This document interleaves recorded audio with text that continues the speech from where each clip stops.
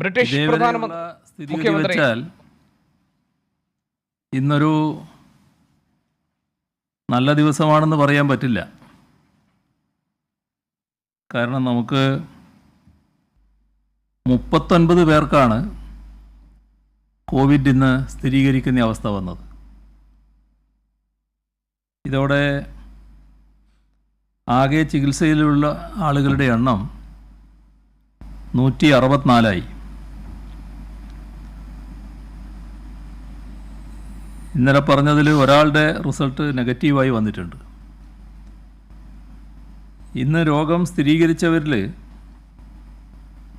34 പേർ കാസർഗോഡ് ജില്ലയിലാണ്. കണ്ണൂർ ജില്ലയിൽ 2 പേര്, തൃശ്ശൂർ, കോഴിക്കോട്, കൊല്ലം ഓരോ ആൾ വീതമാണ്. ആകെ 1,10,299 പേരാണ് ഇപ്പോൾ നിരീക്ഷണത്തിലുള്ളത്. ഇന്ന് 1,09,683 പേർ വീടുകളിൽ കഴിയാണ്. 616 പേർ ആശുപത്രികളിലുമാണ്. ഇന്നത്തെ അവസ്ഥ 112 പേരെ ആശുപത്രിയിൽ പ്രവേശിപ്പിച്ചു എന്നാണ്. 5,679 സാമ്പിളുകളാണ് പരിശോധനയ്ക്ക് അയച്ചത്. 4,448 എണ്ണം രോഗബാധയില്ല എന്ന് ഉറപ്പാക്കിയിട്ടുണ്ട്. ഇന്ന് നേരത്തെ പറഞ്ഞതുപോലെ രോഗബാധയുള്ളവരുടെ എണ്ണം ഏറ്റവും കൂടുതൽ റിപ്പോർട്ട് ചെയ്ത ദിവസമാണ്. കാസർഗോഡാണ് ഏറ്റവും കൂടുതൽ ആളുകൾ.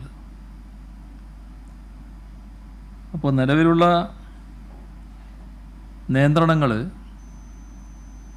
കൂടുതൽ ശക്തമായി തുടരേണ്ടതുണ്ട് എന്നാണ് ഇത് കാണിക്കുന്നത്. സ്ഥിതി കൂടുതൽ ഗൗരവതരമാണ് എന്ന് തിരിച്ചറിയണം. ഏത് സാഹചര്യത്തെയും നേരിടാൻ നാം ഒരുങ്ങേണ്ടതുണ്ട്. ഒരു കാര്യത്തിൽ വ്യക്തതയുണ്ടാവണം. പോസിറ്റീവ് റിസൾട്ടുകൾ വരുന്ന എല്ലാവരും നേരെ ആശുപത്രിയിൽ പോയി രോഗം സ്ഥിരീകരിക്കുകയല്ല. രോഗസാധ്യത കണ്ടെത്തിയാൽ അവരെ നിരീക്ഷണത്തിൽ വെക്കുകയാണ് ആദ്യം ചെയ്യുന്നത്. അവിടെ നിന്നാണ് സാമ്പിളുകൾ അയക്കുന്നത്. ഇപ്പോൾ ഒരു പുതിയ പ്രത്യേകത ഈ 1-2 ദിവസം വന്നിട്ടുള്ളത്, പുതുതായി കണ്ടെത്തിയ രോഗികൾ നിരവധി പേരെ ബന്ധപ്പെട്ടവരാണ് എന്നാണ്.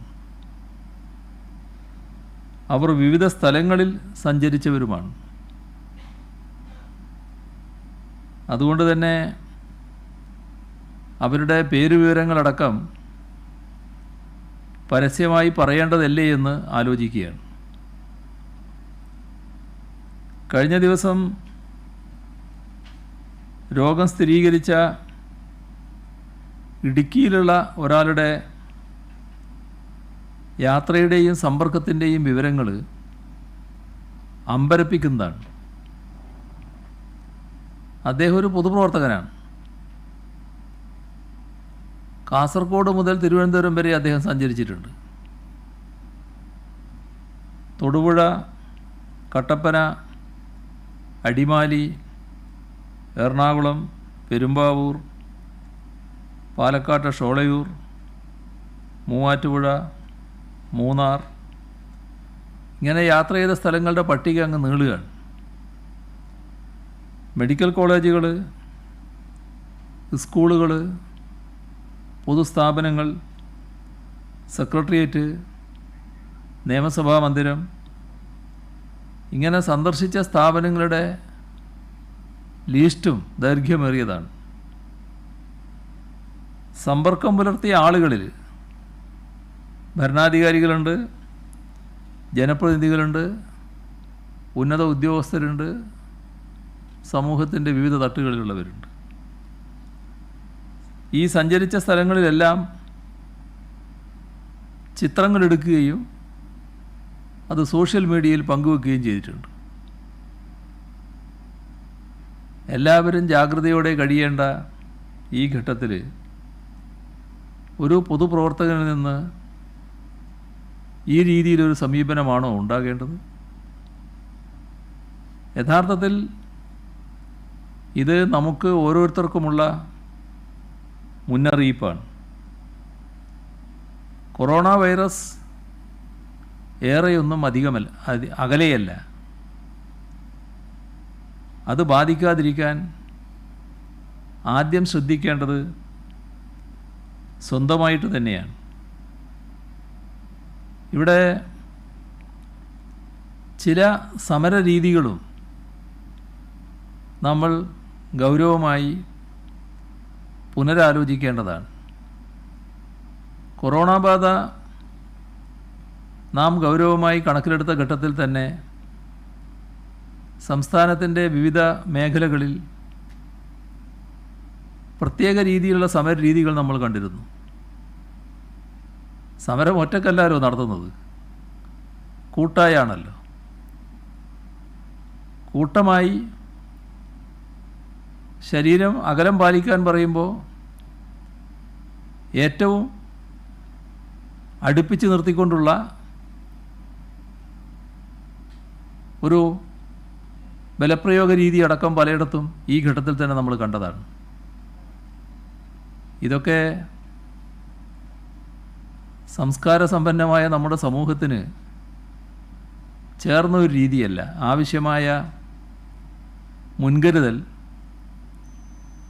എല്ലാവരും സ്വീകരിക്കേണ്ട ഒരു ഘട്ടത്തിലായിരുന്നു ഇത്തരത്തിലുള്ള ഒരു സമരമുറ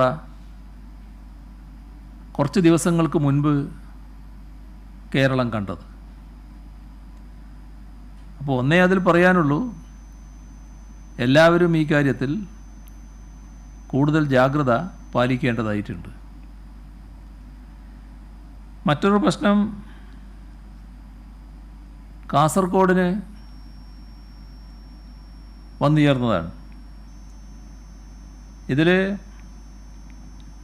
കാസർഗോഡുള്ള ജനങ്ങൾ ഏറ്റവും കൂടുതൽ ആശുപത്രി കാര്യങ്ങൾക്ക് ആശ്രയിച്ചിരുന്നത് തൊട്ടടുത്താണ് എന്നതുകൊണ്ട് തന്നെ കർണാടകത്തെയായിരുന്നു. കർണാടക സംസ്ഥാനത്തെ മംഗലാപുരം കാസർഗോഡിൻ്റെ വടക്കു ഭാഗത്തുള്ളവർക്ക് ഏറ്റവും പെട്ടെന്ന് എത്തിച്ചേരാൻ പറ്റുന്ന പട്ടണമാണ്. അവിടെ ദൈനംദിന ഡയാലിസിസ് അടക്കം ചെയ്യേണ്ടവർ ദിനംപ്രതി പോയി ഡയാലിസിസ് നടത്തി വരാറുണ്ടായിരുന്നു.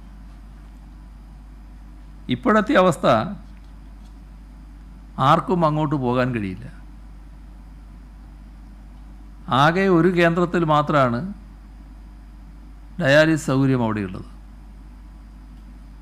കണ്ണൂരിന് കാസർഗോഡുള്ളവരെ ആകെ ഉൾക്കൊള്ളാനുള്ള സൗകര്യവുമില്ല. ഇത് ഒരടിയന്തര സാഹചര്യമായി മാറുകയാണ്. രോഗികളായാൽ പോലും അങ്ങോട്ട് പോകാൻ പറ്റാത്ത നില കർണാടക സ്വീകരിക്കുന്നുമുണ്ട്.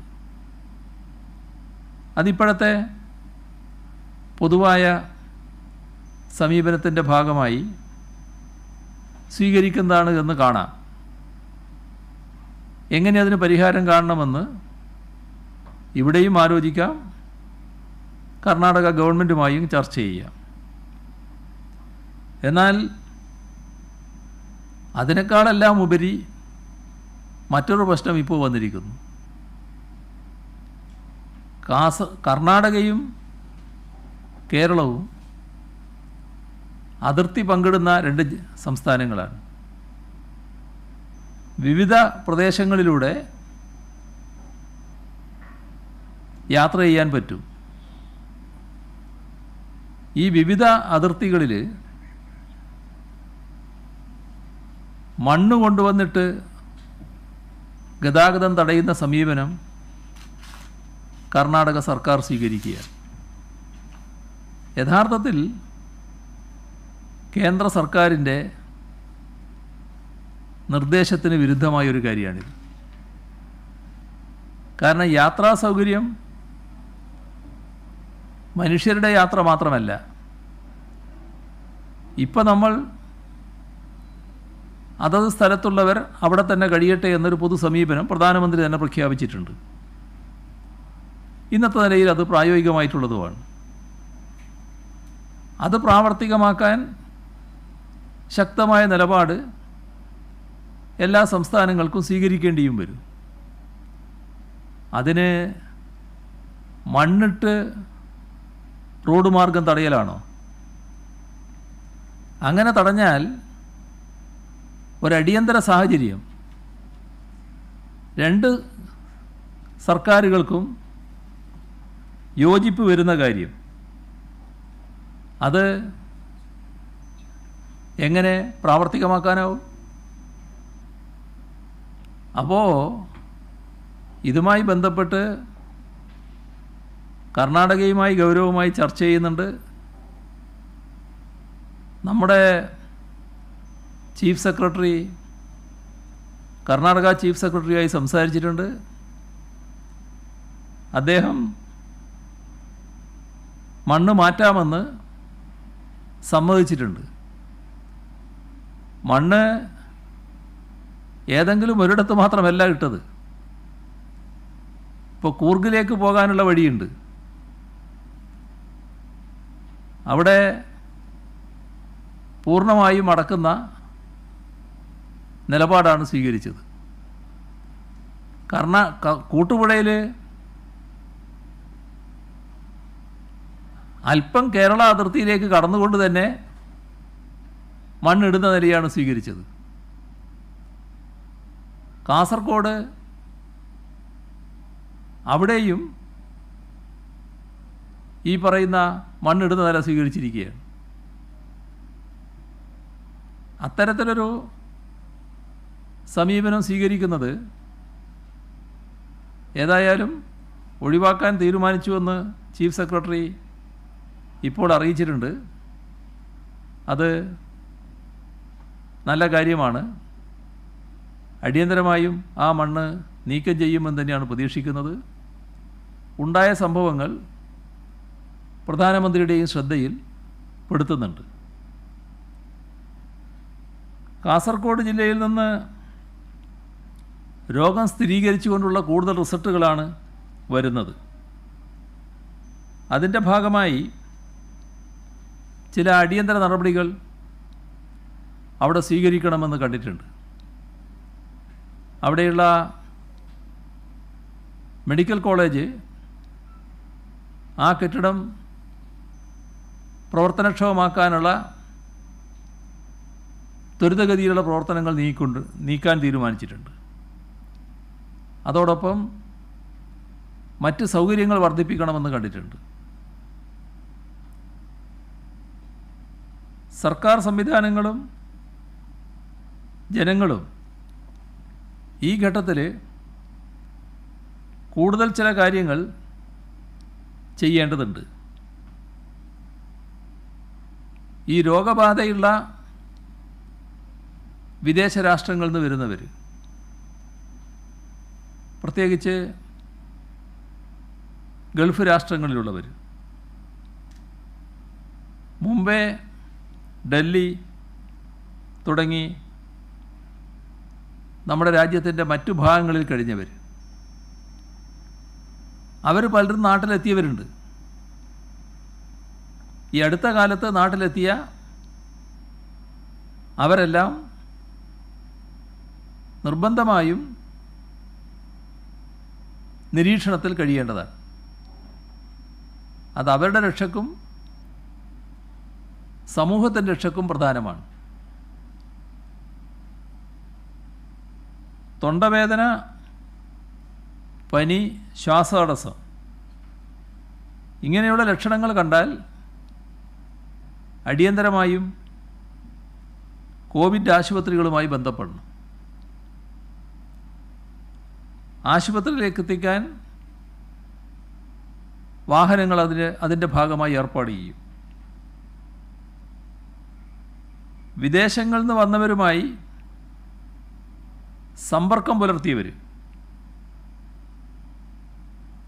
അവരുടെ കുടുംബാംഗങ്ങൾ, അവരെല്ലാം നിരീക്ഷണത്തിൽ കഴിയേണ്ടതുണ്ട്. പ്രായമായവർ മറ്റുള്ളവരുമായി അധികം സമ്പർക്കം പുലർത്താതിരിക്കണം. ഇപ്പോൾ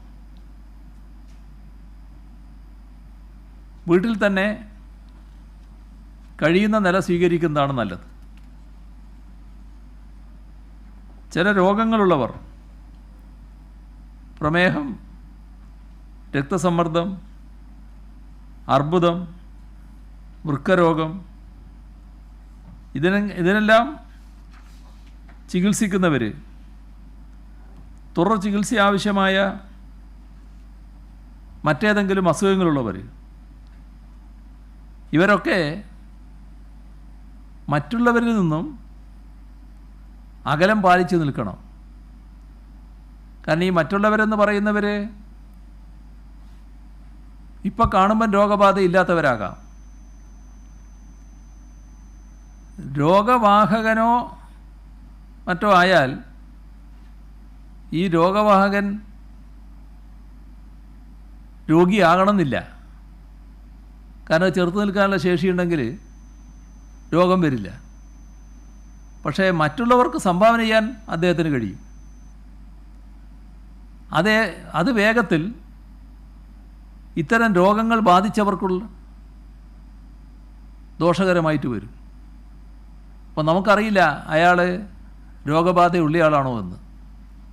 അപ്പോൾ അത്തരം ആളുകളിൽ നിന്ന്, അത്തരമല്ല മറ്റാളുകളിൽ നിന്ന് ഈ രോഗബാധയുള്ളവർ, ഇത്തരം രോഗങ്ങൾക്ക് ചികിത്സിക്കുന്നവർ മാറി നിൽക്കുന്നതാണ് ഉത്തമം.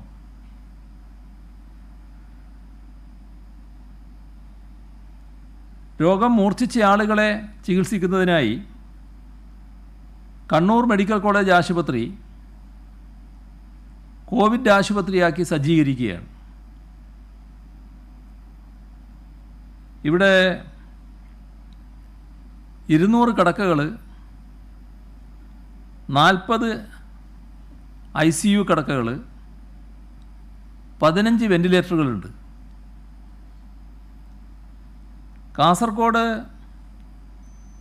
സെൻട്രൽ യൂണിവേഴ്സിറ്റിയെ കോവിഡിൻ്റെ പ്രാഥമിക ചികിത്സാ കേന്ദ്രമാക്കി മാറ്റുകയാണ്.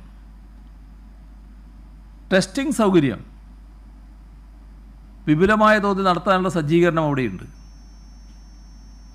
ICMRൻ്റെ അനുമതി മാത്രമേ വേണ്ടൂ. അതിനാവശ്യമായ നടപടികൾ ത്വരിതഗതിയിൽ നീങ്ങിക്കൊണ്ടിരിക്കുകയാണ്. കാസർഗോഡ് മെഡിക്കൽ കോളേജ് ആശുപത്രിയെ പെട്ടെന്ന് തന്നെ കോവിഡ് ആശുപത്രിയാക്കി മാറ്റും. ഇന്നത്തെ അവലോകന യോഗത്തിൽ ക്യൂബയിൽ നിന്നുള്ള മരുന്ന് പരിഗണിക്കുന്നതുമായി ബന്ധപ്പെട്ട അഭിപ്രായങ്ങൾ ഉയർന്നു വന്നു. ഡ്രഗ്സ് കൺട്രോളറുമായി ബന്ധപ്പെട്ട് അനുമതി വാങ്ങേണ്ട പ്രശ്നമാണത്. രോഗവ്യാപനം തടയാൻ എല്ലാ മാർഗങ്ങളും പരിശോധിക്കണമെന്നാണ് കണ്ടത്. രോഗപ്രതിരോധത്തിനുള്ള എല്ലാ സാധ്യതകളും തേടുകയും ചെയ്യും. നമ്മുടെ മാസ്ക് ഉപയോഗങ്ങളിൽ N95 മാസ്ക് അത് ആശുപത്രികളിൽ മാത്രം ഉപയോഗിക്കുന്നതാണ് നല്ലത്. നമുക്ക് പരിശോധനാ സംവിധാനം കൂടുതൽ വേണ്ടതുണ്ട്. അതിൻ്റെ ഭാഗമായി റാപ്പിഡ് ടെസ്റ്റ് നടപ്പാക്കേണ്ടതുണ്ട് എന്ന് നേരത്തെ കണ്ടിരുന്നു. അതിൻ്റെ അനുമതിയാവുകയാണ്. അനുമതി ലഭിച്ച ഉടനെ തന്നെ അതുമായി ബന്ധപ്പെട്ട നടപടികൾ ആരംഭിക്കണമെന്ന് കണ്ടിട്ടുണ്ട്. HIV ബാധിതർക്കുള്ള മരുന്ന് ഇപ്പോൾ ജില്ലാ ആശുപത്രികളിൽ നിന്നാണ് നൽകുന്നത്. അത് താലൂക്ക് ആശുപത്രികളിൽ നിന്ന് വിതരണം ചെയ്യാൻ തീരുമാനിച്ചിട്ടുണ്ട്. ആളുകൾ പുറത്തിറങ്ങുന്നത് തടയുന്നതിന് പോലീസ് സ്വീകരിക്കുന്ന നടപടികൾ ഫലപ്രദമായിട്ടുണ്ട്. അത് തുടരണം എന്ന് തന്നെയാണ് കണ്ടത്. പുറത്തിറങ്ങുന്നത് അത്യാവശ്യ കാര്യങ്ങൾക്ക് മാത്രമാവണം. സ്വാഭാവികമായും ഇങ്ങനെ ഇറങ്ങുന്നവരെ തടയുന്ന നിലയൊക്കെ വരുമ്പോൾ അതുമായി ബന്ധപ്പെട്ട ആക്ഷേപങ്ങളുണ്ടാവും, പരാതികളും ഉണ്ടാവും. അതിൽ ആരെയും ബുദ്ധിമുട്ടിക്കാനല്ല ഇത്തരമൊരു നിയന്ത്രണം ഏർപ്പെടുത്തുന്നത്. നമ്മുടെ പൊതുസമൂഹത്തിൻ്റെ സംരക്ഷണത്തിന് വേണ്ടിയാണ്. അതെല്ലാവരും ഉൾക്കൊള്ളുകയും സഹകരിക്കുകയും വേണം. ഒഴിച്ചുകൂടാത്ത ഒരാവശ്യത്തിന് ഒരാൾ പുറത്തിറങ്ങുമ്പോൾ അതുമായി ബന്ധപ്പെട്ട സ്റ്റേറ്റ്മെൻറ്റ് അദ്ദേഹം കരുതുന്നുണ്ട്. അതെന്താണെന്ന് നോക്കാനും മനസ്സിലാക്കാനും പരിശോധിക്കുന്ന സിവിൽ പോലീസ് ഓഫീസർ തയ്യാറാവണം. സാധാരണ നിലക്ക് അത്തരം കാര്യങ്ങൾ ശരിയാണെന്ന് ബോധ്യപ്പെട്ടാൽ ഉദ്ദിഷ്ട കാര്യത്തിന് അയക്കാവുന്നതാണ്. കബളിപ്പിച്ചു എന്ന് വന്നാൽ കടുത്ത നടപടി ആ ആൾക്കെതിരെ സ്വീകരിക്കുകയും ചെയ്യാം. എന്നാൽ അത്തരം പരിശോധനകളൊന്നും കൂടാതെ തടയുകയോ ബലപ്രയോഗത്തിലൂടെ തിരിച്ചയക്കുകയോ ചെയ്യുന്നത് നല്ല പ്രവണതയല്ല. പൊതുവിൽ അങ്ങനെയില്ല. എന്നാൽ ഒറ്റപ്പെട്ട ചില പരാതികൾ വരുന്നുണ്ട്. അതൊഴിവാക്കാൻ ശ്രദ്ധിക്കേണ്ടതാണ്.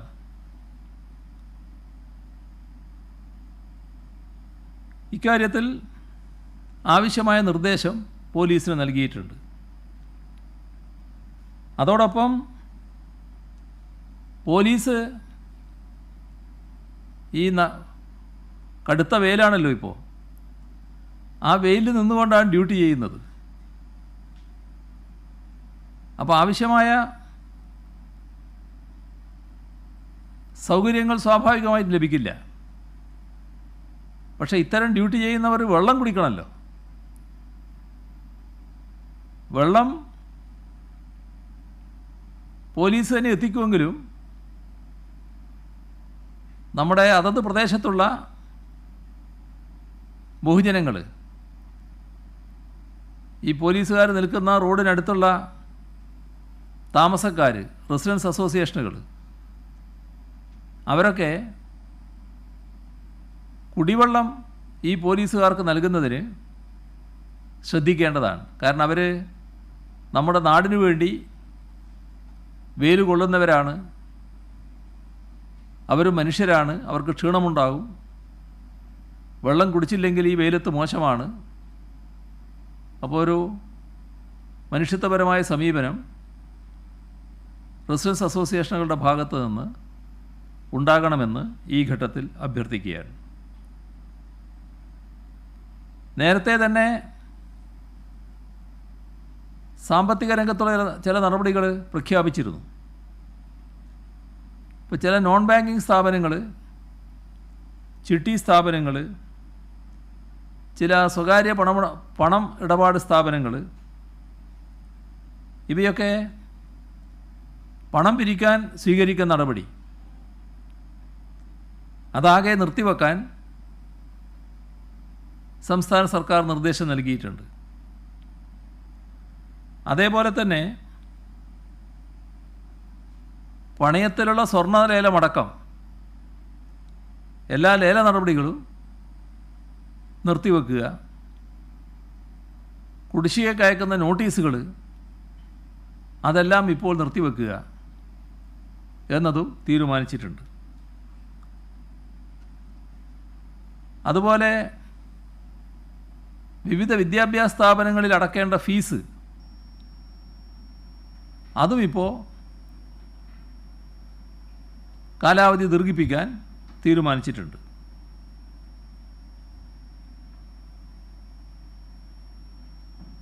നിരാലംബരും തെരുവിൽ കഴിയുന്നവരുമായ ആളുകൾക്ക് താമസവും ഭക്ഷണവും ഏർപ്പെടുത്താനുള്ള തീരുമാനം 5 കോർപ്പറേഷനുകളിലും 26 നഗരസഭകളിലും നടപ്പാക്കിയിട്ടുണ്ട്. ഇപ്പോൾ ആകെ 1545 പേരാണ് ഈ 31 ക്യാമ്പുകളിലായുള്ളത്. ഇവിടെ ശ്രദ്ധിക്കേണ്ട ഒരു കാര്യം, ഇവരെ ഭദ്രമായ സ്ഥലത്ത് താമസിപ്പിക്കണം. ഇപ്പോൾ താമസിപ്പിക്കാൻ പറ്റിയ ഒട്ടേറെ വിദ്യാഭ്യാസ സ്ഥാപനങ്ങൾ നമുക്കുണ്ട്. അവിടങ്ങളിൽ താമസിപ്പിച്ചാൽ അവിടെ ഭക്ഷണവും പാകപ്പെടുത്താൻ സാധിക്കും. ഒരിടത്തെപ്പറ്റി ഞങ്ങൾ ചർച്ച ചെയ്തപ്പോൾ ഒരു മൈതാനിയിൽ താൽക്കാലിക സൗകര്യമൊരുക്കിയതായിട്ട് ശ്രദ്ധയിൽപ്പെട്ടു. അതുപോലുള്ളത് ഒഴിവാക്കണം എന്ന് തന്നെ കണ്ടിട്ടുണ്ട്. അതിഥി തൊഴിലാളികൾക്ക് സംസ്ഥാനത്താകെ 4603 ക്യാമ്പുകൾ തുറന്നിട്ടുണ്ട്. 1,44,145 തൊഴിലാളികളാണ് ഇവിടങ്ങളിലുള്ളത്. എല്ലാ ക്യാമ്പുകളിലും മാസ്ക്, സോപ്പ്, സാനിറ്റൈസർ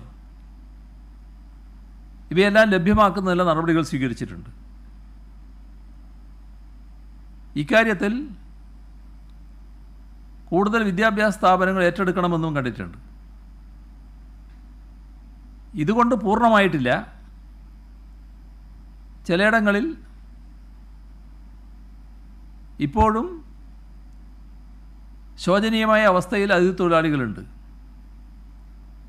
അത് ഗൗരവമായാണ് കാണുന്നത്.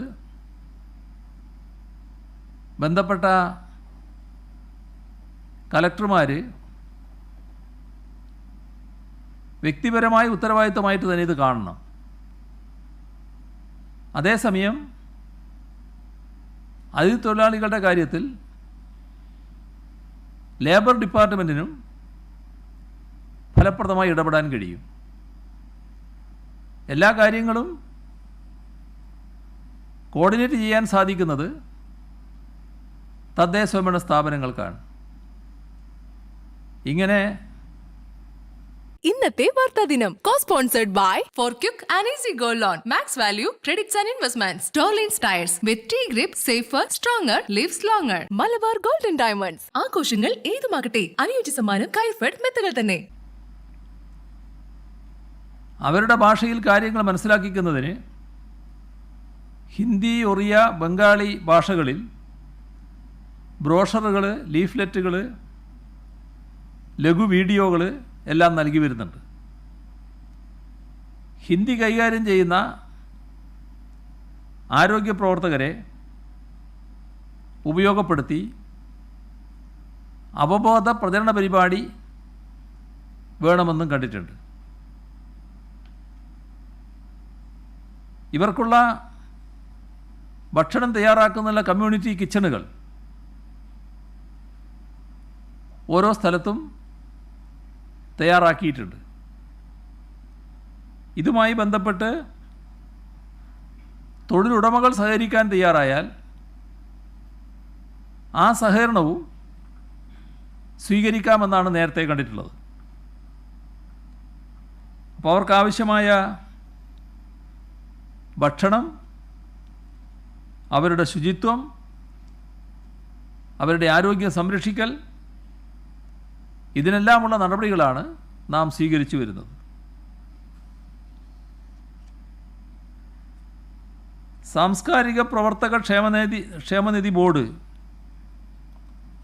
ഈ ബോർഡ് മുഖേന കലാകാരന്മാർക്ക് നൽകി വരുന്ന പെൻഷനും മറ്റ് ആനുകൂല്യങ്ങളും ഇപ്പോൾ തന്നെ വിതരണം ചെയ്യുകയാണ്. ഇപ്പോൾ സാംസ്കാരിക രംഗത്ത് പലതരത്തിലുള്ള പ്രത്യേകതകൾ ഇതിൻ്റെ ഭാഗമായി അനുഭവിക്കുന്നുണ്ട്. ഏപ്രിൽ മാസത്തെ പെൻഷൻ, ഫാമിലി പെൻഷൻ, ചികിത്സാ ധനസഹായം, വിവാഹ ധനസഹായം, മരണാനന്തര ധനസഹായം, ഇതെല്ലാം അർഹരായവരുടെ ബാങ്ക് അക്കൗണ്ടുകളിൽ ഇതിനകം തന്നെ എത്തിച്ചിട്ടുണ്ട്. ബാറുകളും ബിവറേജസ് ഔട്ട്ലെറ്റുകളും അടച്ചത് ചില ഗുരുതര പ്രശ്നങ്ങളാണ് സൃഷ്ടിക്കുന്നത്. ഒരു യുവാവ് മദ്യം കിട്ടാതെ ആത്മഹത്യ ചെയ്ത വാർത്ത ഇന്ന് വന്നിട്ടുണ്ട്. മദ്യം ലഭിക്കാതെ വരുന്ന സാഹചര്യത്തിൽ മദ്യത്തിനടിപ്പെട്ടവർക്ക് ശാരീരികവും മാനസികവുമായ വിഷമതകൾ ഉണ്ടാകുവാനും അത് മറ്റ് സാമൂഹിക പ്രശ്നങ്ങളിലേക്ക് നയിക്കാനും സാധ്യതയുണ്ട്. അമിത മദ്യാസക്തിയുള്ളവർക്ക് ആവശ്യമായ ചികിത്സയും കൗൺസിലിങ്ങും ഏറ്റവും പ്രധാനമാണ്. അതുകൊണ്ട് തന്നെ എക്സൈസ് വകുപ്പ് വിമുക്തിയുടെ ഭാഗമായി സംഘടിപ്പിച്ചിട്ടുള്ള ഡി അഡിക്ഷൻ സെൻ്ററുകൾ ശക്തിപ്പെടുത്തണമെന്നാണ് കണ്ടിട്ടുള്ളത്. ഇക്കാര്യത്തിൽ ആവശ്യമായത്ര സ്ഥലം വിട്ടുതരാൻ തയ്യാറാണെന്ന് ചില കത്തോലിക്ക സഭകൾ അറിയിച്ചിട്ടുമുണ്ട്. ധ്യാനകേന്ദ്രം പോലെ ആയിരക്കണക്കിന് ആളുകൾക്ക് ഒന്നിച്ച് കഴിയാൻ പറ്റുന്ന ചില കേന്ദ്രങ്ങൾ നമ്മുടെ സംസ്ഥാനത്തുണ്ട്. അതുപോലുള്ളത് ഇതിനുപയോഗിക്കാം എന്ന നിർദ്ദേശം വന്നിട്ടുണ്ട്. അതെല്ലാം പരിശോധിച്ചുകൊണ്ട് അടിയന്തര നടപടി സ്വീകരിക്കാൻ എക്സൈസ് വകുപ്പിന് നിർദ്ദേശം നൽകിയിട്ടുണ്ട്. അതോടൊപ്പം ശക്തമായൊരു അഭിപ്രായം ഉയർന്നു വരുന്നുണ്ട്. ഇതിന് മറ്റു ചില സ്രോതസ്സ് കണ്ടെത്തിക്കൂടെ എന്ന്. അതിനെന്താണ് മാർഗമെന്നത് പരിശോധിക്കാനും എക്സൈസ് വകുപ്പിനോട് പറഞ്ഞിട്ടുണ്ട്. വേറൊരു വിഷയമുള്ളത്, ലോക്ക്ഡൗണിൻ്റെ ഭാഗമായി വളർത്തുമൃഗങ്ങൾ, വളർത്തുപക്ഷികൾ ഇവയുടെ തീറ്റക്കുള്ള ദൗർലഭ്യമാണ്. പശു, ആട്, പന്നി, കോഴി, താറാവ് ഇങ്ങനെയുള്ള പലതുമുണ്ട്. അപ്പോൾ ഇതിനുള്ള തീറ്റകൾ കൊണ്ടുപോകുന്നതിന് ആവശ്യമായ ഇടപെടൽ നടത്തുക തന്നെ ചെയ്യും. ആ ചരക്ക് നീക്കം സുഗമമാക്കേണ്ടതുണ്ട്. പച്ചക്കറി കൃഷി ആരംഭിക്കാമെന്ന് പറഞ്ഞപ്പോൾ ചിലർ അറിയിച്ചിട്ടുള്ളത് അതിന് വിത്ത് കയ്യിലില്ല എന്നുള്ളതാണ്. ഇപ്പോൾ പോയി വാങ്ങാനും പ്രയാസം. അപ്പോൾ വിത്ത്, വളം എന്നിവയൊക്കെ കൃഷി വകുപ്പ് പ്രാദേശികമായി വളണ്ടർമാരെ ഉപയോഗിച്ച് വിതരണം ചെയ്യാനുള്ള നടപടികൾ സ്വീകരിക്കും. ഭക്ഷ്യധാന്യങ്ങളുടെയും സാധനങ്ങളുടെയും വിതരണം തടസ്സമില്ലാതെ നടക്കും. എല്ലാ തരത്തിലും അതിനുള്ള ഇടപെടലുകളും ഉണ്ടാകും. മെഡിക്കൽ ഷോപ്പുകൾ പൊതുവിൽ തുറക്കുന്നുണ്ട്. എന്നാൽ ആയുർവേദ മരുന്ന് വിൽപ്പനശാലകൾ ചിലത് അടഞ്ഞു കിടക്കുന്നു എന്ന പരാതി വന്നിട്ടുണ്ട്. തുടർച്ചയായി ആയുർവേദ മരുന്ന് കഴിക്കുന്നവർക്ക് ഇത് പ്രയാസം സൃഷ്ടിക്കും. അതുകൊണ്ട് അത്തരം കടകൾ തുറന്ന് ആവശ്യക്കാർക്ക് മരുന്ന് ലഭ്യമാക്കണം. സന്നദ്ധം പോർട്ടലിലേക്ക് യുവജനങ്ങൾ നല്ല തോതിൽ രജിസ്റ്റർ ചെയ്യാൻ തയ്യാറാവുന്നുണ്ട്. പക്ഷേ ചില സാങ്കേതിക തടസ്സങ്ങൾ കാരണം രജിസ്ട്രേഷൻ മുടങ്ങുന്നു എന്ന പരാതി വന്നിട്ടുണ്ട്. അടിയന്തരമായും അത് പരിഹരിക്കണമെന്ന നിർദ്ദേശവും നൽകിയിട്ടുണ്ട്.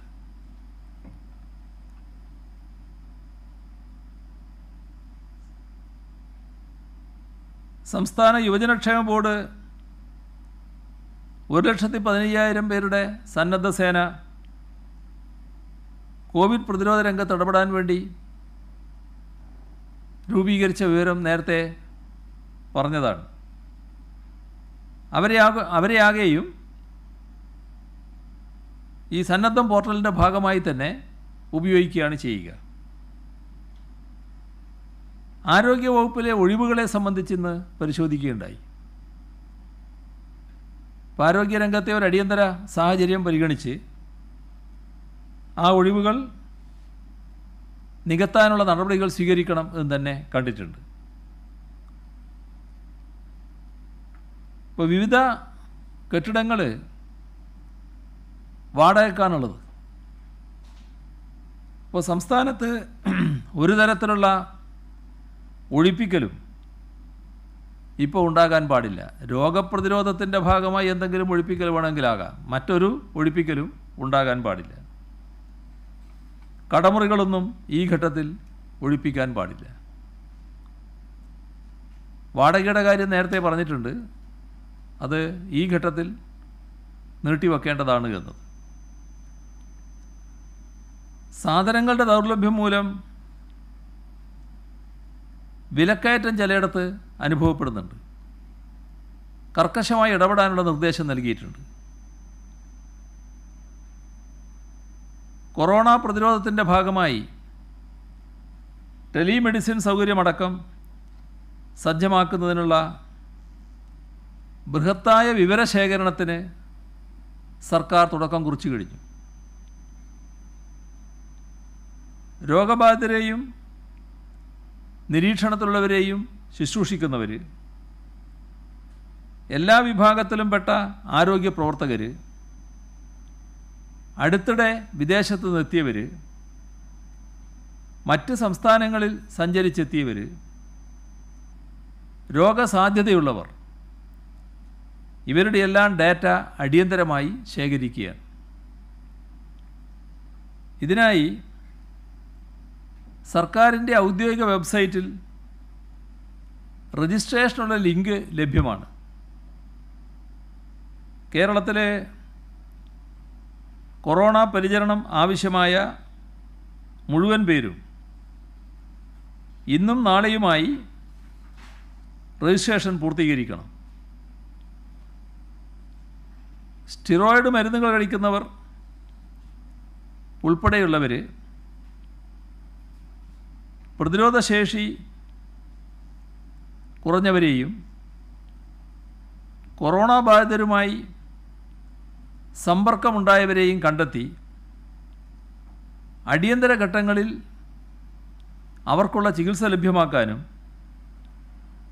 ടെലിഫോണിലൂടെ ഡോക്ടറുമായി ബന്ധപ്പെടാനും ഈ രജിസ്ട്രേഷൻ സഹായകമാവും. സർക്കാർ സ്വകാര്യ ഡോക്ടർമാരെ IMAയുടെ കൂടി സഹകരണത്തോടെ തിങ്കളാഴ്ച മുതൽ ടെലിഫോണിൽ ലഭ്യമാക്കും. ഇതിനായുള്ള എല്ലാ ഒരുക്കങ്ങളും പൂർത്തിയായിട്ടുണ്ട്. ആരോഗ്യ പ്രവർത്തകരെ രോഗം പടരുമെന്ന ഭീതി മൂലം നാട്ടുകാരിൽ ചിലർ ഒറ്റപ്പെടുത്തുന്ന ചില പ്രവണതകൾ കാണാൻ കഴിയുന്നുണ്ട്. ഇത് ഒരു കാരണവശാലും അനുവദിക്കാവുന്ന കാര്യമല്ല. കാരണം ആരോഗ്യ പ്രവർത്തകർക്ക് ആവശ്യമായ ഊർജം നമ്മുടെ പിന്തുണയിലൂടെയാണ് ലഭിക്കേണ്ടത്. സമൂഹം കൃതജ്ഞതയോടെയാണ് അവരെ നോക്കിക്കാണേണ്ടത്. അവർ ചെയ്യുന്ന പ്രവർത്തനം ഏറ്റവും അധികം വിലമതിക്കപ്പെടേണ്ട ഒന്നാണ്. ഊണും ഉറക്കുമൊഴിഞ്ഞാണ്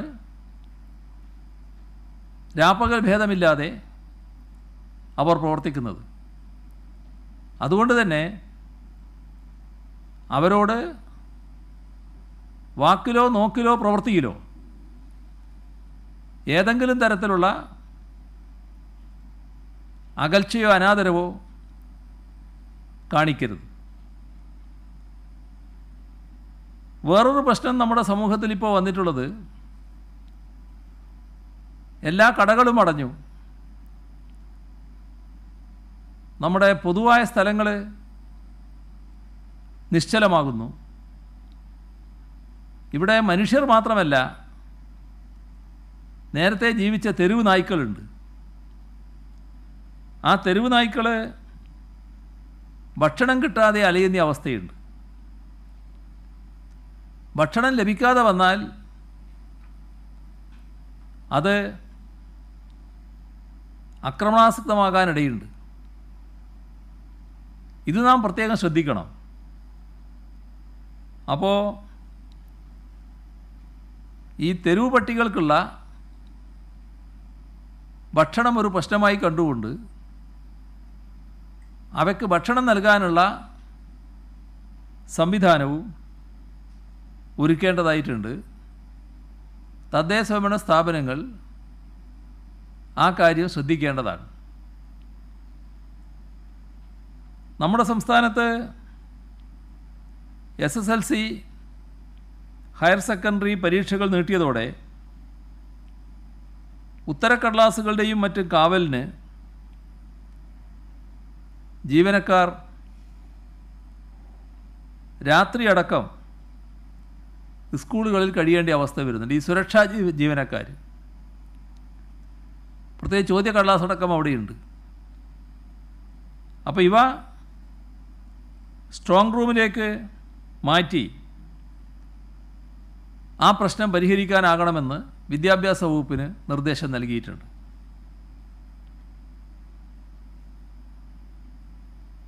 തിരുവനന്തപുരത്ത് നിർമ്മാണ പ്രവർത്തനത്തിൽ ഏർപ്പെട്ടിരുന്ന ബീഹാറിലെയും ജാർഖണ്ഡിലെയുമുള്ള അതിഥി തൊഴിലാളികളുടെ പ്രശ്നം ബീഹാറിലെ പ്രതിപക്ഷ നേതാവ് സോഷ്യൽ മീഡിയയിലൂടെ ശ്രദ്ധയിൽപ്പെടുത്തിയിരുന്നു. ഇക്കാര്യത്തിൽ അടിയന്തര നടപടിക്ക് നിർദ്ദേശം നൽകിയിട്ടുണ്ട്. ശാസ്താംകോട്ട, മലപ്പുറത്ത് മുന്നിയൂർ, തലക്കളത്തൂർ, പള്ളിക്കാട് തുടങ്ങിയ നിരവധി കാവുകളിൽ ഭക്തജനങ്ങൾ ഇപ്പോൾ എത്തുന്നില്ല. അവിടെ എത്തിയ ഭക്തജനങ്ങൾ നൽകിയ ഭക്ഷണമായിരുന്നു കുരങ്ങന്മാർക്ക് ലഭിച്ചിരുന്നത്. ഇപ്പോൾ കുരങ്ങിന് ഭക്ഷണമില്ല. അപ്പോൾ അതിൻ്റെ ഭാഗമായി കുരങ്ങ് അക്രമാസക്തമാവുന്നുണ്ട്. ഇതിന് ചെയ്യാൻ കഴിയുന്നത് ആ ക്ഷേത്ര അധികാരികൾക്ക് തന്നെയാണ്. അവർ കുരങ്ങിന് ഭക്ഷണം നൽകാനുള്ള സംവിധാനം ഒരുക്കേണ്ടതായിട്ടുണ്ട്.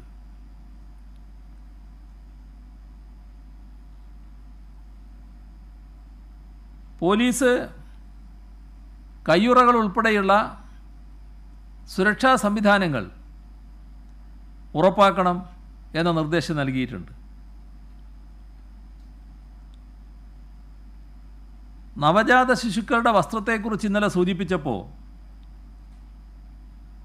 പോപ്പീസ് ഒരു ഓഫർ നൽകിയിട്ടുണ്ട്. സർക്കാർ ആശുപത്രിയിലേക്ക് സൗജന്യമായി നവജാത ശിശുക്കൾക്കുള്ള വസ്ത്രങ്ങൾ നൽകാമെന്നാണ്. അതേപോലെ തന്നെ കോവിഡ് കെയർ സെൻ്ററുകളിൽ water purifier, air cooler, TV ഇങ്ങനെയെല്ലാമുള്ളവ ലഭ്യമാക്കാമെന്ന് LG കമ്പനിയും അറിയിച്ചിട്ടുണ്ട്.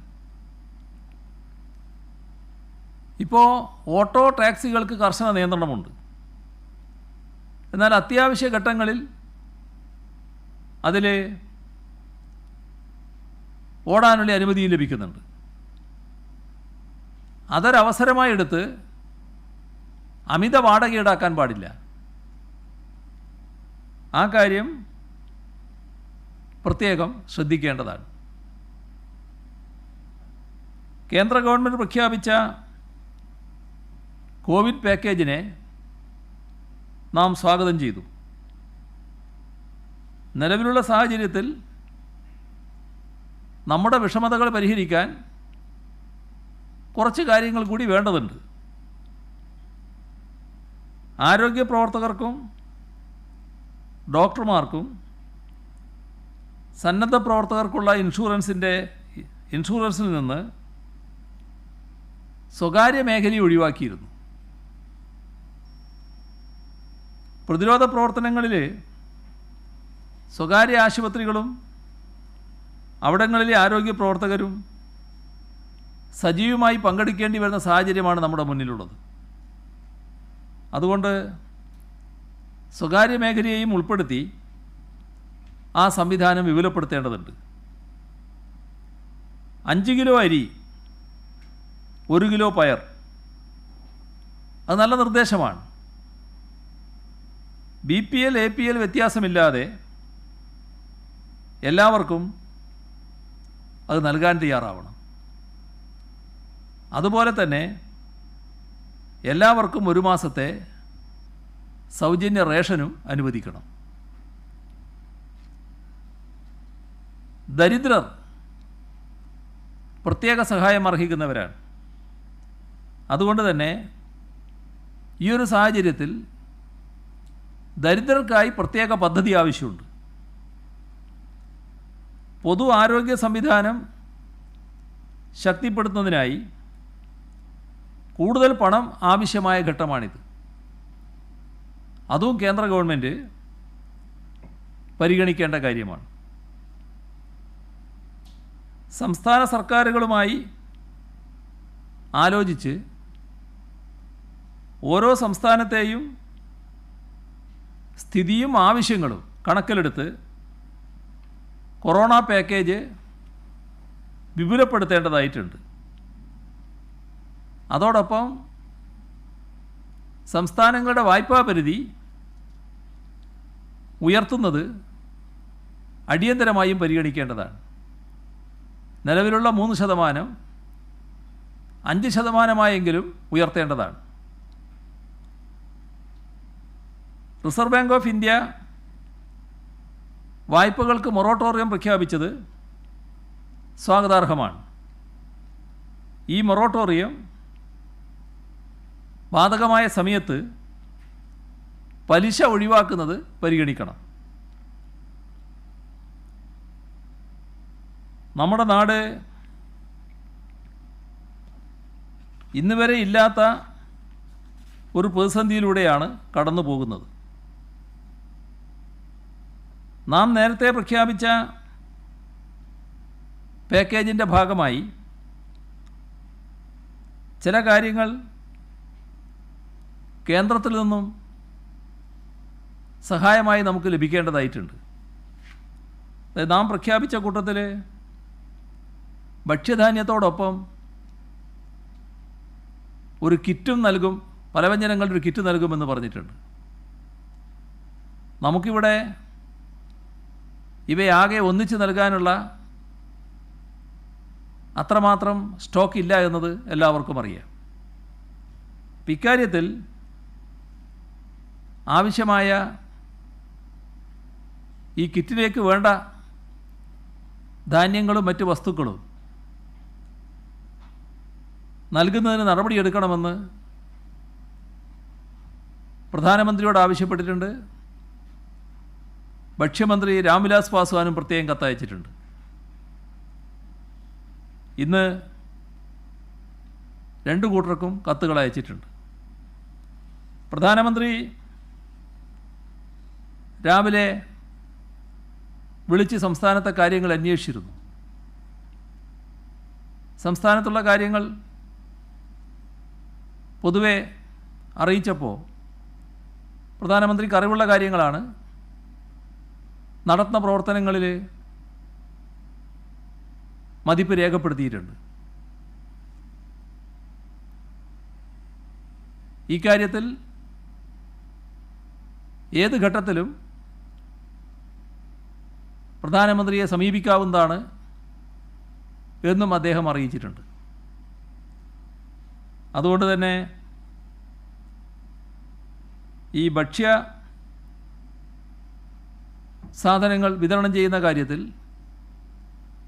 പെട്ടെന്ന് തന്നെ കേന്ദ്രത്തിൻ്റെ സഹായം ലഭ്യമാകും, ലഭ്യത ഉറപ്പുവരുത്തും എന്നാണ് പ്രതീക്ഷിക്കുന്നത്. നമ്മൾ കടന്നു പോകുന്ന ഈ പ്രതിസന്ധി ഘട്ടം യഥാർത്ഥത്തിൽ ഒരു പരീക്ഷണ ഘട്ടമാണ്. ഇത് നമുക്ക് അതിജീവിക്കേണ്ടതുണ്ട്. ലോകത്തെ വൻ ശക്തികൾ പോലും എന്ത് ചെയ്യണമെന്നറിയാതെ പകച്ചു നിൽക്കുന്ന അവസ്ഥ, ഇത് നാം ഗൗരവമായി തിരിച്ചറിയണം. ഇത്തരമൊരവസ്ഥ നമ്മുടെ മുന്നിൽ ഉയർത്തുന്ന ഭീഷണി ചെറുതല്ല. അതുകൊണ്ട് തന്നെ നാം ഈ പരീക്ഷണ ഘട്ടത്തെ വിജയകരമായി കടന്നു പോകേണ്ടതായിട്ടുണ്ട്. നാം വിവിധ ഘട്ടങ്ങൾ തരണം ചെയ്തവരാണ്. നമ്മുടേതായ ഐക്യത്തിലൂടെയാണ് നാം നമ്മുടെ കരുത്ത് പ്രകടിപ്പിച്ചിരുന്നത്. ഇവിടെ പകച്ചു നിന്നതുകൊണ്ട് കാര്യമൊന്നുമില്ല. പകച്ചു പോകലല്ല ഇതിനുള്ള പോംവഴി. എല്ലാ ചലനങ്ങൾക്കും നിയന്ത്രണമുള്ള ഒരവസ്ഥയാണിത്. പക്ഷേ ഇവിടെ നമുക്ക് വെറുതെ ഇരിക്കാനാവില്ല. നാം കാണേണ്ടത്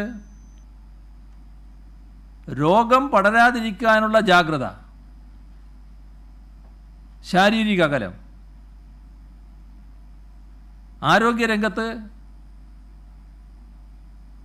സൂക്ഷിക്കേണ്ട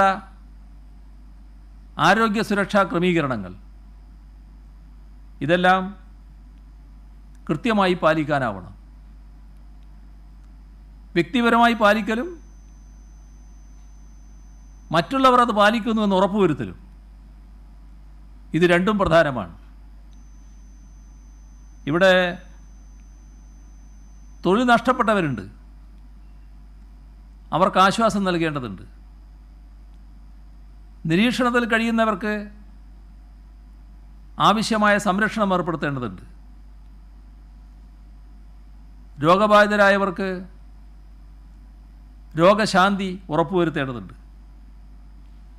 ഇതിനെല്ലാം വലിയ പ്രയത്നം ആവശ്യമാണ്. ഇത് സർക്കാർ മാത്രം വിചാരിച്ചാൽ പോരാ. സർക്കാർ സംവിധാനം കൊണ്ട് മാത്രം സാധ്യമാകുന്ന ഒന്നുമല്ല.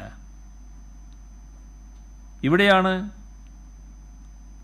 നമ്മുടെ കൂട്ടായ ഇടപെടലിൻ്റെ ശേഷിയും കരുത്തും നിലനിൽക്കുന്നത്. ഇതോടൊപ്പം നമ്മുടെ ഇടപെടലിനുള്ള സാമ്പത്തിക ശേഷിയും കൂടുതൽ കരുത്തും ഈ വിഷമഘട്ടത്തിലും നാം നേടേണ്ടതായിട്ടുണ്ട്. നേരത്തെ ഇതാരംഭിച്ച ഘട്ടത്തിൽ തന്നെ ഒരുപാട് ആളുകൾ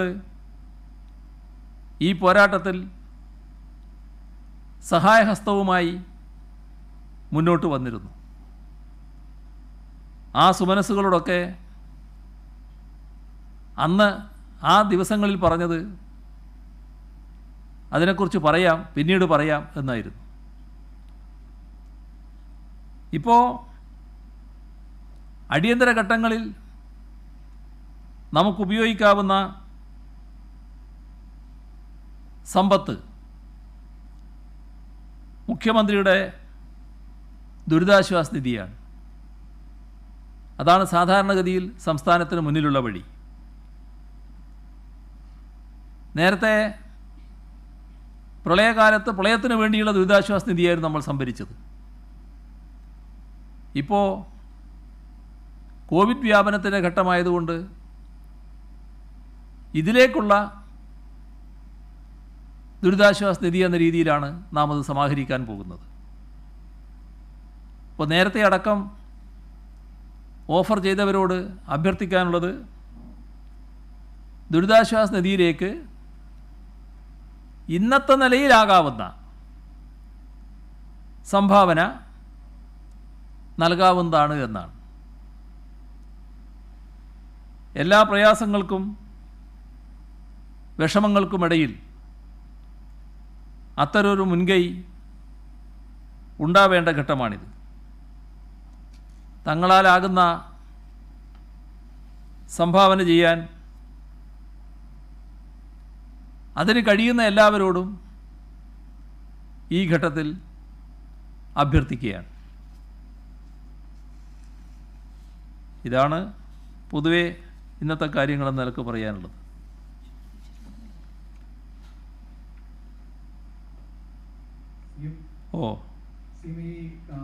ഇടുക്കിയിലുള്ള ഒരു പ്രാദേശിക നേതാവ് കാസർഗോഡ് മുതൽ തിരുവനന്തപുരം വരെ വന്നു എന്ന് പറഞ്ഞു. അദ്ദേഹത്തിന് ഇത് എവിടെ നിന്നാണ് ഈ അസുഖം രോഗം പടർന്നത് എന്നത് സംബന്ധിച്ച് എന്തെങ്കിലും അറിഞ്ഞിട്ടുണ്ടോ? 2, ഈ അദ്ദേഹം സമ്പർക്കം പുലർത്തിയിട്ടുള്ള മന്ത്രിമാരും അതോടൊപ്പം തന്നെ മറ്റ് രാഷ്ട്രീയ നേതാക്കളും ഉന്നത ഉദ്യോഗസ്ഥർ ഇവരോട് നിരീക്ഷണത്തിൽ പോകുന്നത് സംബന്ധിച്ച് എന്തെങ്കിലും നിർദ്ദേശം നൽകിയിട്ടുണ്ടോ? അദ്ദേഹം ബന്ധപ്പെട്ട ആളുകളുടെ കാര്യത്തിൽ ഈ 14 ദിവസം കഴിഞ്ഞപ്പോഴാണ് നമ്മുടെ ശ്രദ്ധയിൽപ്പെടുന്നത്. അങ്ങനെ ഒരു പ്രത്യേകത അതിനകത്ത് കിട്ടിയിട്ടുണ്ട്. എന്നാലും അവരോടൊക്കെ നിങ്ങൾ ശ്രദ്ധിക്കേണ്ടതുണ്ട് എന്ന് വ്യക്തിപരമായി തന്നെ ശ്രദ്ധയിൽപ്പെട്ടവരോട് വിളിച്ചു പറഞ്ഞിട്ടുണ്ട്. എല്ലാവരോടും വിളിച്ചു പറഞ്ഞിട്ടുണ്ട്. എല്ലാവരോടും വെച്ചാൽ ഇത് നമ്മുടെ ഇവിടെയുള്ള പ്രധാനപ്പെട്ട ആളുകളോട് വിളിച്ചു പറഞ്ഞിട്ടുണ്ട്. അദ്ദേഹത്തിന് കിട്ടിയത് അത് ഒരു വിദേശി ഒരിടത്തുണ്ടായിരുന്നു, അവിടെ ഇദ്ദേഹം പോയിരുന്നു, അവിടുന്ന് കിട്ടിയതാണ് എന്നൊക്കെയുള്ള വിവരങ്ങളുണ്ട്. അത് കൂടുതൽ സൂക്ഷ്മതയോടെ നിരീക്ഷിച്ചു വരികയാണ് എന്താണെന്നുള്ളത്. ഈ പേര് വിവരങ്ങൾ പുറത്തുവിടേണ്ട ഘട്ടം വരുന്ന പറയുന്നത് അതെങ്ങനെ അത് പെട്ടെന്ന് ഉണ്ടാവും? അല്ല, പേര് വിവരം യഥാർത്ഥത്തിൽ രഹസ്യമാക്കി വെക്കേണ്ട ഒരു കാര്യമില്ല. ഇതങ്ങനെയൊരു പേര് വിവരം പുറത്തുവിടാൻ പറ്റാത്തൊരു രോഗമല്ലല്ലോ. പക്ഷേ നമ്മളിപ്പോൾ അതാണ് സ്വീകരിച്ച് വന്നിട്ടുള്ളത്. അതുകൊണ്ട് ഇതിങ്ങനെ അറച്ചറച്ച് നിൽക്കുന്നതേ ഉള്ളൂ. ഏത് സമയത്തും നമുക്കത് പുറത്ത് വിടാം, ഒരു പ്രശ്നവും അതിലില്ല എന്നാണ് എനിക്ക് തോന്നുന്നത്. കാസർഗോഡ് 34 പേർക്കാണല്ലോ രോഗം സ്ഥിരീകരിച്ചിരിക്കുന്നത്.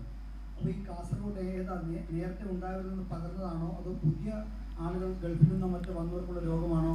എന്താണ് അവിടുത്തെ യഥാർത്ഥ സ്ഥിതി? കാരണം ഒരു നിർണായക ദിനമാണെന്നൊക്കെ പറഞ്ഞിരുന്നല്ലോ. ഇപ്പോൾ ഇതിൽ 39 പേരാണല്ലോ പറഞ്ഞത്. അതിൽ 25 പേര് ദുബായിൽ നിന്ന് വന്നവരാണ്. പിന്നെ 13 പേര് ഇങ്ങനെയുള്ളവരുമായിട്ട് കോണ്ടാക്റ്റ് ഉള്ളവരാണ്.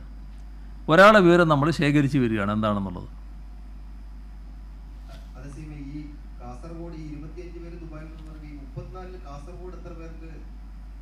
അല്ല, ഞാൻ 39ൻ്റെ പേരാണ് പറഞ്ഞത്. കാസർഗോഡുള്ളത് പ്രത്യേകം എടുക്കണം. ഈ 39ൽ 25 പേര് ദുബായിക്കാരാണ്, ദുബായിൽ നിന്ന് വന്നവരാണ്.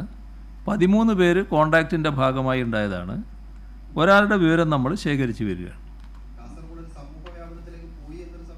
അങ്ങനെ എങ്ങനെയാണ് വരിക? ഈ കണക്ക് വെച്ചിട്ട് അങ്ങനെ വരില്ലല്ലോ. ഈ കണക്കിൽ തന്നെ അത് അങ്ങനെയല്ലല്ലോ വരുന്നത്. ഈ കോൺട്രാക്റ്റിൻ്റെ ഭാഗം വന്നിട്ടുള്ളത് കാസർഗോഡാണ്.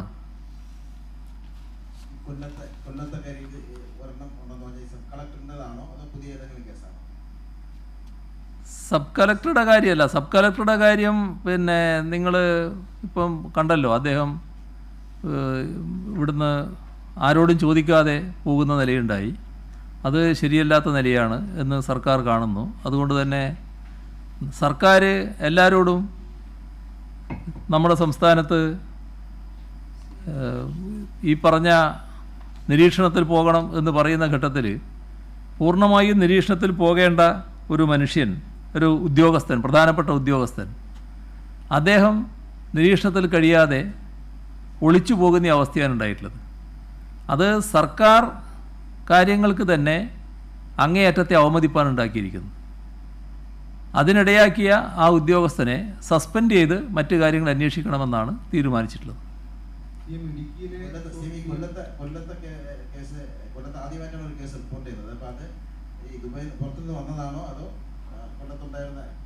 പ്രൈമറി കോണ്ടാക്ട് ഉള്ളതോ? കൊല്ലത്തെ ആൾ ദുബായിൽ നിന്ന് വന്നതാണ്.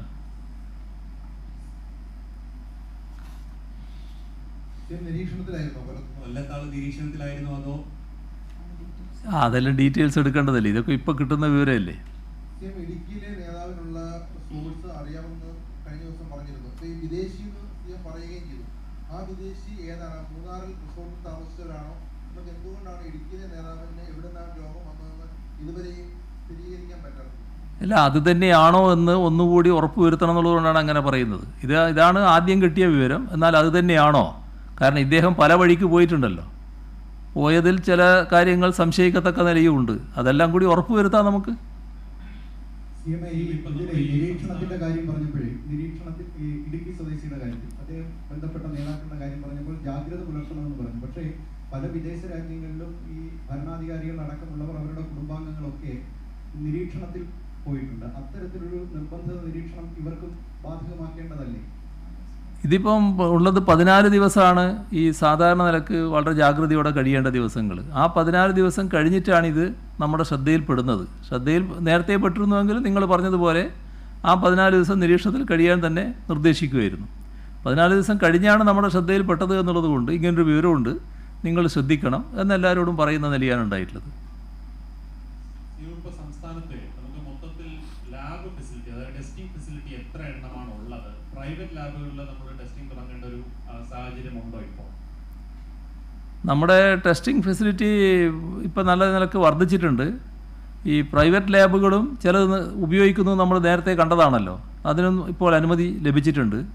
അത് ഇനിയും കൂടുതൽ ടെസ്റ്റിംഗ് ഫെസിലിറ്റി വർദ്ധിപ്പിക്കാൻ തന്നെയാണ് നടപടികൾ എടുക്കുന്നത്.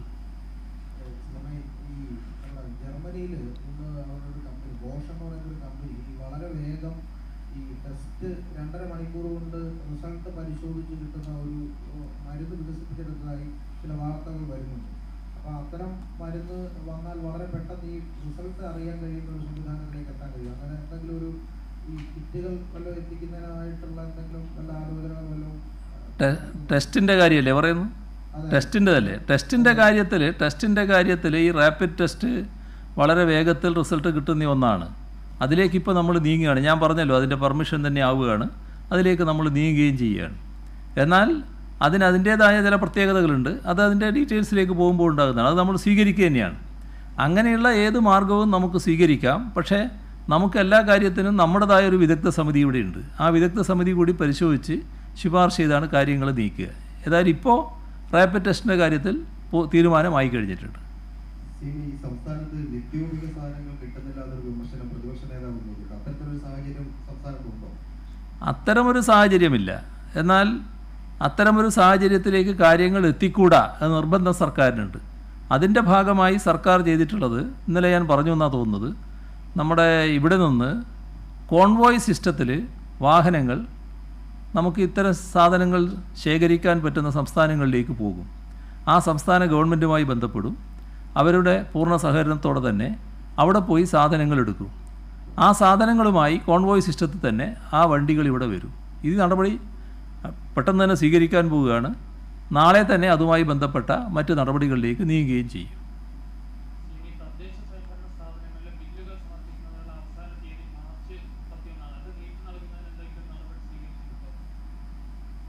ബില്ല് സമർപ്പിക്കുന്നതിന് എന്താ വിഷമം?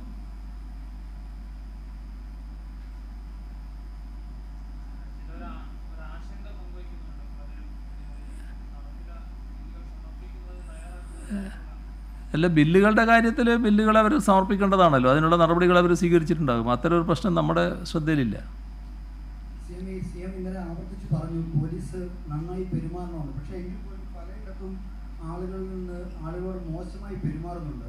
പോലീസ് വലിയ സേവനമാണ് ചെയ്യുന്നത്, ആളുകൾ പുറത്തിറങ്ങാതിരിക്കും. പക്ഷേ ഈ മുതിർന്ന ആളുകളെ പോലും വളരെ മോശമായ രീതിയിൽ മോശമായ ഭാഷയിൽ പറയുന്ന ഒരു രീതിയുണ്ട്. അത് ഒരു തരത്തിലൊരു ദോഷകരമായൊരു സ്ഥിതിയല്ലേ? സർക്കാർ ചെയ്യുന്ന ഈ എഫർട്ട് പോലും ഇല്ലാതാക്കുന്ന ഒരു രീതിയല്ലേ? അതായത് പൊതുവിൽ ഈ പറയുന്ന നില തന്നെ ഞാൻ നേരത്തെ പറഞ്ഞ നിലയാണ് പൊതുവിലുള്ളത്. അവർ നല്ല പ്രവർത്തനമാണ് നടത്തുന്നത്, നല്ല രീതിയിലാണ് ആളുകളോട് പെരുമാറുന്നത്, കാര്യങ്ങൾ അന്വേഷിക്കുന്നത് വളരെ സംയമനത്തോടെയാണ്. അതെല്ലാം നിലനിൽക്കുമ്പോൾ തന്നെ ഒറ്റപ്പെട്ട ചില സംഭവങ്ങൾ ഉണ്ടായിട്ടുണ്ട് നിങ്ങൾ ഉന്നയിച്ചതുപോലെ. അത്തരം പ്രശ്നങ്ങൾ സർക്കാരിൻ്റെ ശ്രദ്ധയിലുണ്ട്. അത് ആവർത്തിക്കാതിരിക്കാനുള്ള കർക്കശ നിർദ്ദേശം നൽകിയിട്ടുമുണ്ട്. വിശദാംശങ്ങളൊന്ന് വെളിപ്പെടുത്താം. എനിക്കറിയില്ല അതിൻ്റെ വിശദാംശങ്ങൾ. ഈ ബാറുകളും പൗരത്വ നിർത്തിയപ്പോഴുള്ള പ്രശ്നത്തെ പറ്റി ചൂണ്ടിക്കാണിക്കുന്നു. ബദൽ സംവിധാനത്തിന് എക്സൈസിനോട് നിർദ്ദേശിക്കുന്നു എന്ന് പറയുന്നു. സർക്കാർ എന്ത് ബദൽ സംവിധാനമാണ് ഉദ്ദേശിക്കുന്നത്? ഓൺലൈൻ മദ്യവിൽപ്പനയാണ്. എന്താണ് സർക്കാർ ഉദ്ദേശിക്കുന്നത്? അല്ല, അത് അവർ ചൂണ്ടിക്കാണിക്കേണ്ടതല്ലേ. എന്തെങ്കിലും ബദൽ സംവിധാനം ഉണ്ടോ എന്ന് അവരോട് നിർദ്ദേശിക്കാൻ പറഞ്ഞിട്ടുണ്ട്. അവരുടെ നിർദ്ദേശം വരട്ടെ, എന്നിട്ട് പറയാം. പക്ഷേ ഈ കോവിഡുമായി ബന്ധപ്പെട്ട് ദുരിതാശ്വാസ നിധിയിലേക്ക് സംഭാവന ചെയ്യാമെന്ന് ചെയ്യാൻ പറഞ്ഞു കഴിഞ്ഞു. നേരത്തെ പ്രളയത്തിന്റെ സമയത്ത് ചില ക്രമക്കേടുമായി ബന്ധപ്പെട്ട് അലിഗേഷനൊക്കെ വന്നിരുന്നു. അപ്പോൾ നമ്മൾ എന്ത് സുതാര്യതയാണ് ഇതിനകത്ത് ഉറപ്പുവരുത്തുന്നത്? അത് നേരത്തെയുള്ള ആക്ഷേപങ്ങൾ ഉന്നയിച്ചവർക്ക് തന്നെ പിന്നെ തല താഴ്ത്തി നടക്കേണ്ടി വന്നില്ലേ? ഒരു തരത്തിലുള്ള ആക്ഷേപവും നമ്മുടെ നാട്ടിൽ വിലപ്പോകുന്നില്ല എന്ന് അവർക്ക് മനസ്സിലായല്ലോ. അതിൻ്റെ അടിസ്ഥാനത്തിൽ പ്രത്യേക ഒരു കരുതലും സർക്കാർ സ്വീകരിക്കേണ്ടതില്ല. സർക്കാർ സ്വീകരിക്കുന്ന എല്ലാ നടപടികളും സുതാര്യമാണെന്നും അതിൻ്റെ ഒരു പൈസ പോലും വേറെ വഴിക്ക് ചെലവഴിക്കില്ല എന്നും അനുഭവത്തിലൂടെ നാടിനാകെ ബോധ്യമായിട്ടുമുണ്ട്. ഈ സ്വകാര്യ മേഖലയിൽ പ്രവർത്തിക്കുന്ന സ്ഥാപനങ്ങളിലെ ജീവനക്കാർക്ക് ശമ്പളം മുടങ്ങാതെ ലഭിക്കുന്നതിനുള്ള സംവിധാനം, അതിൽ എന്തെങ്കിലും നടപടി സ്വീകരിച്ചിട്ടുണ്ട്? കാരണം സർക്കാർ സംവിധാനങ്ങളിൽ ലഭ്യമാകുന്ന പോലെ തന്നെ, കാരണം കമ്പനികളെല്ലാം ലോക്കൗട്ടിലേക്ക് പോയിരിക്കുന്ന സാഹചര്യം ഒന്ന്. രണ്ട്, ഈ മാധ്യമപ്രവർത്തകർ ഇന്ന് പല സ്ഥാപനങ്ങളും ഈ പ്രശ്നം നേരിടുന്നുണ്ട്. ആ സ്ഥിതിയിൽ ഈ മാധ്യമ മേധാവികളോട് ചർച്ച ചെയ്ത സാഹചര്യത്തിൽ അതിൽ എന്തെങ്കിലും നടപടി തൊഴിൽ വകുപ്പിൻ്റെ ഭാഗത്തുനിന്നോ അല്ലെങ്കിൽ സർക്കാരിൻ്റെ ഭാഗത്തുനിന്നോ സ്വീകരിച്ചിട്ടുണ്ടോ? ഈ കാര്യത്തിൽ ഏതെങ്കിലും തരത്തിലുള്ള പ്രശ്നങ്ങളുണ്ടെങ്കിൽ അത് നമുക്ക് സ്വാഭാവികമായിട്ടും ബന്ധപ്പെട്ട് ചർച്ച ചെയ്യാവുന്നതാണ്. ഇപ്പോൾ പൊതുവേ എല്ലാവരോടും നിർദ്ദേശിച്ചിട്ടുള്ളത് ഈ ഘട്ടത്തിൽ തൊഴിലെടുക്കുന്നവർക്ക് ആവശ്യമായ സഹായം ചെയ്യാൻ തയ്യാറാവണം. അവരുടെ വേതനവും ശമ്പളവുമെല്ലാം നൽകുന്ന നില സ്വീകരിക്കണമെന്ന് തന്നെയാണ്. വ്യത്യസ്തത എവിടെയെങ്കിലും ഉണ്ടെങ്കിൽ നമുക്ക് ആ കാര്യം പ്രത്യേകമായി പരിശോധിക്കാം. മാധ്യമരംഗത്ത് അങ്ങനൊരു കാര്യമുണ്ട് എന്നുള്ളത് ഇതേവരെ നമ്മുടെ ശ്രദ്ധയിലുണ്ടായിരുന്നില്ല. ഏതെങ്കിലും പ്രശ്നമുണ്ടെങ്കിൽ നമുക്കത് ശ്രദ്ധയിൽപ്പെടുത്താം. പല സ്വകാര്യ സ്ഥാപനങ്ങളും ലോക്ക്ഡൗൺ പ്രഖ്യാപിച്ചിട്ടും ഇപ്പോഴും തുറന്ന് പ്രവർത്തിക്കുന്നുണ്ട്. പല ജീവനക്കാരെ നിർബന്ധപൂർവ്വം വിളിച്ചു വരുത്തുന്നുണ്ട്. ഇപ്പം രാവിലെ പോലീസിന് മുമ്പിൽ ജോലിക്ക് പോകണമെന്ന് പറഞ്ഞ് ID കാർഡുമായി ഇരിക്കുന്നവരുടെ നീണ്ട നില പല സ്ഥലങ്ങളിലുമുണ്ട്. അത് പോലീസിനെ ബുദ്ധിമുട്ടിച്ചിട്ടുണ്ട്. അപ്പോൾ ഈ സാഹചര്യത്തിൽ മറ്റ് സ്വകാര്യ സ്ഥാപനം IT സ്ഥാപനങ്ങൾ ഉൾപ്പെടെ ഇതിൽ പെടുന്നുമുണ്ട് തിരുവനന്തപുരത്ത്. അപ്പോൾ ഈ സ്വകാര്യ സ്ഥാപനങ്ങളിൽ പ്രത്യേക കർശന നിർദ്ദേശം വല്ലതും നൽകുമോ? IT സ്ഥാപനങ്ങളിൽ ഏറിയ കൂറും അവർ ഹോം ഫ്രം വർക്കാണ് ഇപ്പോൾ നടത്തിക്കൊണ്ടിരിക്കുന്നത്. അല്ല, വർക്ക് ഫ്രം ഹോമാണ് ഇപ്പോൾ നടത്തിക്കൊണ്ടിരിക്കുന്നത്. ആ സാഹചര്യത്തിൽ ഒരു പ്രയാസവും അവർക്ക് സ്വാഭാവികമായിട്ടും ഉണ്ടാവില്ല. ഇവിടെ അപൂർവം ചിലർ ആ സ്ഥാപനത്തിനകത്തെത്തേണ്ടവരുണ്ടാവും. അവർക്ക് മാത്രമാണ് ഇപ്പോൾ സ്ഥാപനത്തിൽ എത്തേണ്ട ആവശ്യം വരുന്നത്. അതിൻ്റെ കാര്യത്തിൽ നമുക്ക് വേറെ ഇടപെടൽ വേണ്ടെന്നാണ് തോന്നുന്നത്. എന്നാൽ മറ്റ് സ്ഥാപനങ്ങൾ ആ തരത്തിൽ പ്രവർത്തിക്കേണ്ടതില്ലാത്തത് പ്രവർത്തിക്കുന്നില്ല എന്ന നില തന്നെയാണുള്ളത്. നേരത്തെ ഈ സർക്കാർ ജീവനക്കാർ ഇനിയും കുറയ്ക്കുന്നു പറഞ്ഞു, അതിലൊരു തീരുമാനം വന്നിട്ടില്ല. ഇപ്പോഴും ഒരു ദിവസം ഡ്യൂട്ടി, ഒരു ദിവസം അവധി ചില വിഭാഗങ്ങൾക്ക് മാത്രമേ ഉള്ളൂ. അതിലേക്ക് തീരുമാനത്തിലേക്ക് പോവുകയാണ്. ആ കാര്യം പരിശോധിച്ചുകൊണ്ടിരിക്കുന്നുണ്ട് എങ്ങനെയാണെന്നുള്ളത്. അപ്പോൾ നമുക്ക് നാളെ ഈ നഴ്സുമാരുടെ ഒരു നിയമനം ഇപ്പോൾ നടക്കുന്നുണ്ട്. പുതിയ നഴ്സുമാരെ പല ജില്ലകളിലും നിയമിക്കുന്നുണ്ട്. പത്തനംതിട്ട ഉൾപ്പെടെ പല ജില്ലകളിലും നഴ്സുമാർക്ക് ട്രാൻസ്ഫർ നേരത്തെ അനുവദിച്ചിരുന്നു. ഇപ്പോൾ ആ ഹെൽത്ത് ഇൻസ്പെക്ടർമാർ ഇപ്പോൾ ആ ട്രാൻസ്ഫർ ഇപ്പോൾ ഇംപ്ലിമെന്റ് ചെയ്യുകയും പത്തനംതിട്ടയിൽ ജോലി ചെയ്തവരോട് കാസർഗോഡും പാലക്കാടും ഒക്കെ പോകാൻ പറയുകയും ചെയ്യുന്നു. പക്ഷെ അവർക്ക് സഞ്ചരിക്കാൻ മാർഗമില്ല, എന്നാൽ താമസിക്കാൻ സാധ്യതയുള്ള ധാരാളം ഫോൺ കോളുകൾ നമ്മുടെ ഓഫീസുകളിലേക്ക് വരുന്നുണ്ട്. അതൊക്കെ സ്വാഭാവികമായും ഡിപ്പാർട്ട്മെൻറ്റ് പരിശോധിച്ച് വേണ്ട നടപടികൾ സ്വീകരിക്കും. അതിനകത്തൊന്നും വേറെ ആശങ്കയ്ക്ക് ഒരു അടിസ്ഥാനമില്ല. ശരി.